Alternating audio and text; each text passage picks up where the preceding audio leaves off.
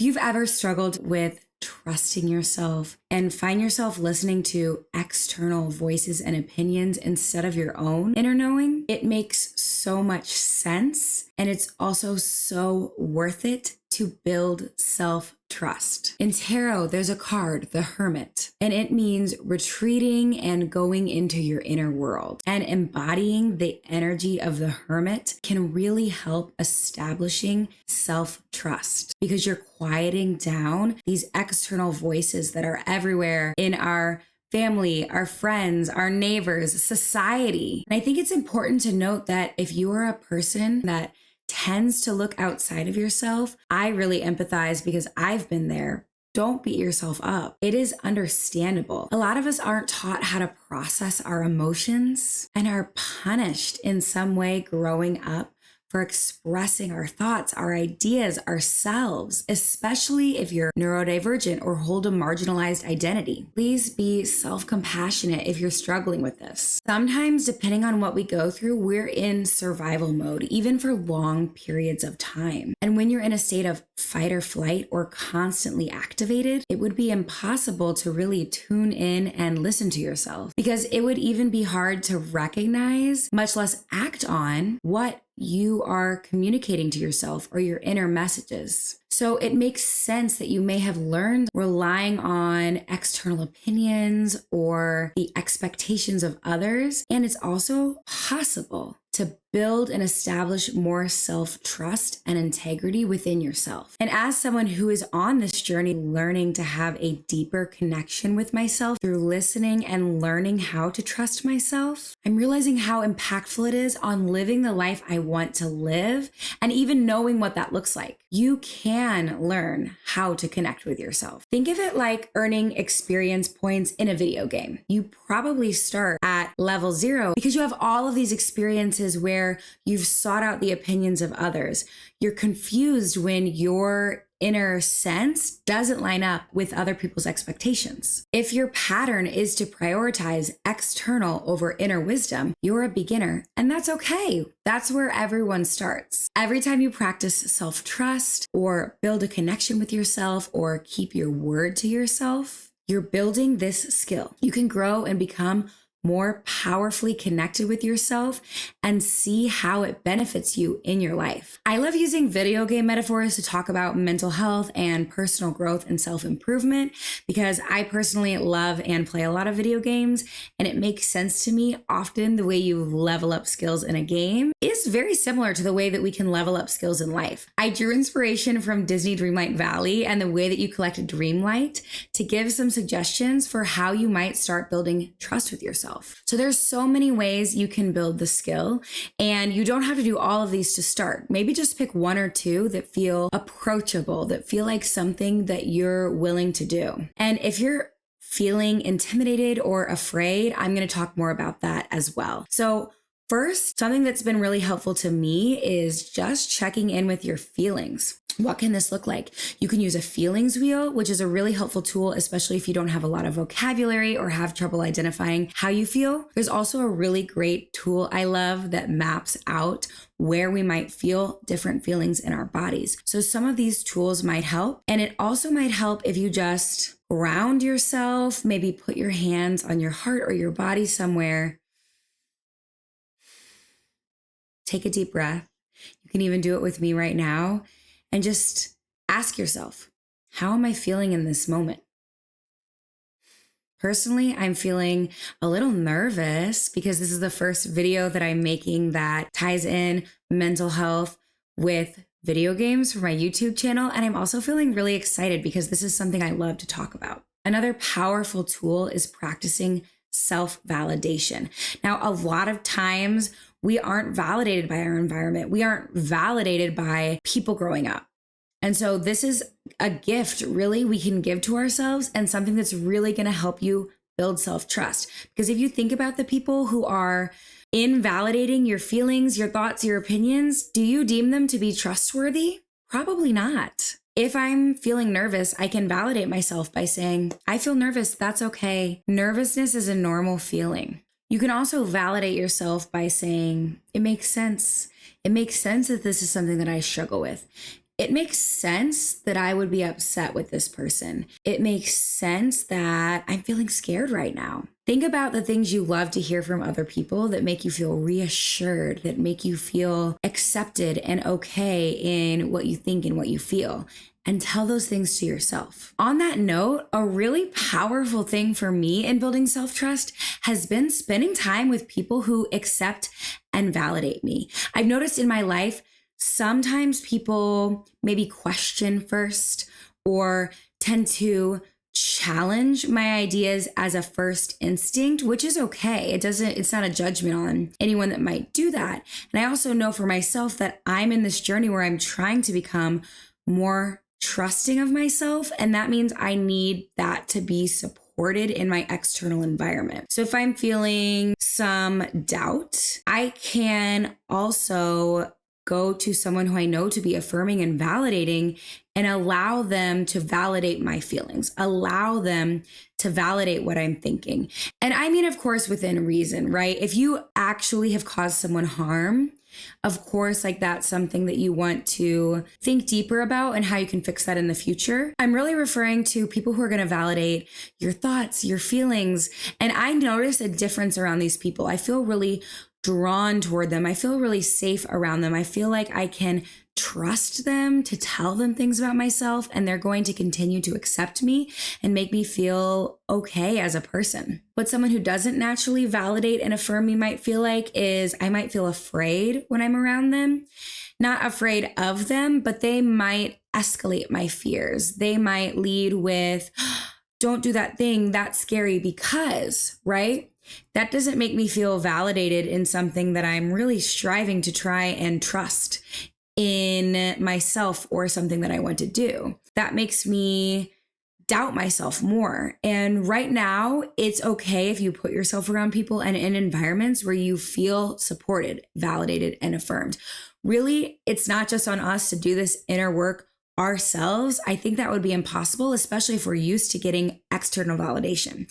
It's really important to think about how our environments can support the inner work that we're doing. And I've even had to ask my therapist, like, is it okay for me to want this thing and then do that thing? And she's like, yes, it is. And sometimes that reassurance is helpful. And now I notice more and more I can give that to myself. Sometimes just a little extra support can be helpful in building self-trust. So for this next one, I want you to ask yourself if someone has been flaky or made a promise to you and broken that promise. Do you trust them? What does it feel like when someone lets you down or doesn't follow through on their word? It doesn't feel great, right? We do the same thing to ourselves when we say things and then we don't follow through on them. I'm not saying go out and make a bunch of resolutions and say you're going to change your life radically, right? We really want to see small change and practice these things over time. As we become more confident, we can implement more and more changes that are going to help us. So some small commitments you could make to yourself are, I'm going to eat breakfast tomorrow. I'm going to say something kind to myself today. So really think small, things that there's not really going to be a risk of breaking. Because if you're like, tomorrow I'm going to start exercising at 7 a.m., right? There's a big chance that you might not have the motivation and the drive to do that. We want to set ourselves up for success. This next one, I want you to really visualize. What does it feel like when I trust myself? What does it feel like when I can rely on my internal opinions of things? I feel more brave. I feel more confident when I feel like I can trust myself. I feel less confused because I'm not asking 6 different people for their advice and they're all telling me something different. And now I'm even more lost than I was before. So even just visualizing, if I trust myself today, what might that feel like? That can be a really helpful tool. And the last one is probably the hardest. I should have made it more points. Make small decisions on your own. This is important because something that I found in my journey to building self-trust is, wow, I really wish I had learned to trust myself when I was just deciding what to wear to school growing up and not whether or not I should leave my toxic job. So we want to practice building self-trust with small decisions that kind of give us a safe and supportive environment, because it feels like a risk to build self-trust at first. It feels like a risk to trust yourself when your whole life you've been asking other people what to do, or you've been almost predicting what people's expectations might be for you and following through on those and denying what you might think and feel. Really, this is a muscle we have to start to use. This was really hard at first for me, but it might look like, where do I want to get food? And just making that decision for yourself. I think a harder level would be, instead of just decisions, be informed by, maybe I want to spend some time alone today and I don't want to make plans, but I feel guilty. So now we have someone's expectation versus our wants and needs. So that would be an example of where you can practice a decision that is something coming from inside. Now we're adding a risk of what other people might perceive from these decisions we're making. And it's also going to help you really connect with what you want. Because until you start listening to that voice, it's really quiet. Like, it's that low experience level, listening to yourself about little things and actually following through on that and trusting that is going to help you over time understand more of how you're feeling internally. What do you want and what your needs are? Sometimes we really tune out to our own inner world because we're so worried about how other people are perceiving us. Are we disappointing the people in our lives? Are we meeting all of these expectations that our family, our parents, our friends, and society have of us? This can feel really stressful at first, and that's why these little small ways to practice it can be really, really helpful. So now, while you're building this skill, how can you have grace and compassion with yourself, knowing that this is going to be scary and difficult and might be really challenging? I think a really important thing is honoring any feelings that come up when you're building self-trust. That phrase you probably heard, feel the fear and do it anyway, that is huge here because it is going to feel uncomfortable. It's not going to feel normal or natural, especially if you have been out of practice, trusting and listening to yourself for some time. So just because it feels bad or uncomfortable or scary or you feel wrong doing it doesn't mean it's not worthwhile. So it is important to honor those feelings that come up and acknowledge them as normal. Another big thing for me is I felt sad and almost a sense of grief when I did start trusting myself, because I could think back and name so many instances where I was just seeking for someone to make my decision for me, or this feeling that if I follow someone else's ideas or opinions or expectations, there's no risk because I'm not the one to blame. They weren't my ideas. They weren't my thoughts. That felt really vulnerable at the time. And now I look back and I'm like, wow, I ended up in some really tough situations because I didn't listen to my needs. And maybe I was listening to cis people give me guidance about navigating the world as a trans person, or maybe I was learning to neurotypical people tell me to stay longer in a workplace that isn't designed for neurodivergent people. And that's a big thing about why self-trust is important, because people can only speak from their own experiences. People can only speak from what they know. It's important to acknowledge that anything people are telling you is from a lens of their values, their worldview, and their identity. So a lot of the things I've realized that people tell me doesn't really apply to me. When I think about how painful it was to try and fit into this box of what other people wanted, that I didn't trust myself and my own inner knowing, it makes me feel sad because I'm like, wow, how much quicker could I have gotten myself into healthier environments, or could I have avoided these difficult situations? The unfortunate thing is we're here now. In this moment, this is when we're learning self-trust, and that's okay. We can forgive our past selves and know that We did the best we could with the tools we had at the time. I said earlier about being in survival mode. It's so hard to listen to yourself when every day feels like you're fighting for your life. We can build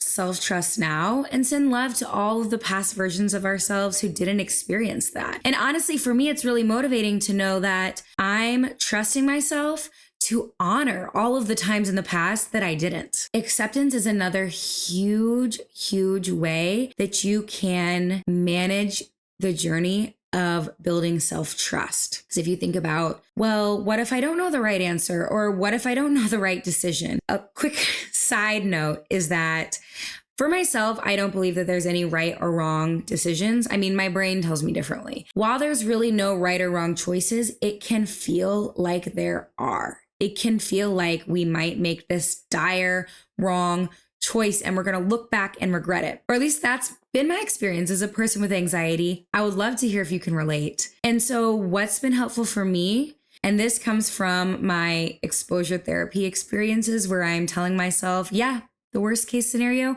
might happen. And so when it comes to self-trust, I might make a decision I might later regret. I can accept that I might make the wrong decision, and I have chosen to take this risk because I know that the only way I can get more information about what the right and wrong decisions might be for me are by actually trying. And if we have zero information, it's like if you're on a map, like if I've played Civilization and the map starts and it's just this tiny area and that's all we have. And I have to send my warrior and my settler out. And over time, I get more information.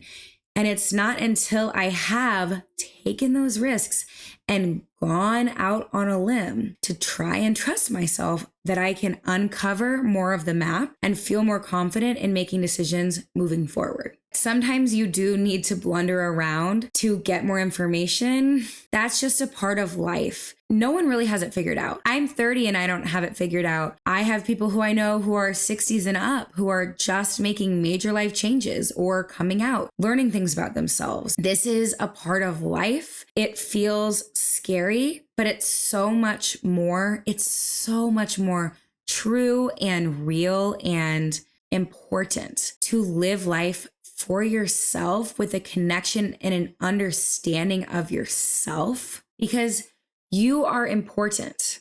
You matter. And therefore your thoughts matter, your opinions matter, your ideas matter, your choices matter. And I want you to get to experience what life is like when you trust yourself. So let's take a deep breath together.